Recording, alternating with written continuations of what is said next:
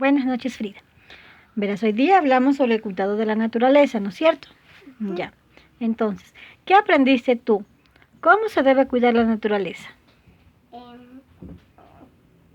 Sin poner aerosol y tampoco poner desechos en el río de la fábrica.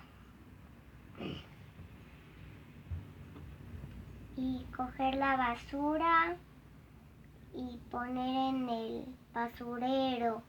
Ya, muy bien, me parece muy bien eso que me dices. Ahora, si ves esas dos imágenes que tienes aquí, ¿qué están haciendo esas personas ahí?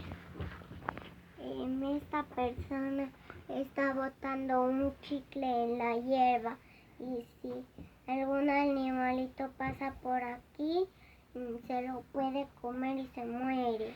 Ya, ¿tú qué le dirías a esa persona si tú estuvieras pasando por ahí y le ves a esa persona que está botando un chicle en el piso? ¿Qué le dirías tú? Le diría que recoja y ponga en el basurero. Ya, muy bien. Ya, ¿y el cuadro de acá qué es?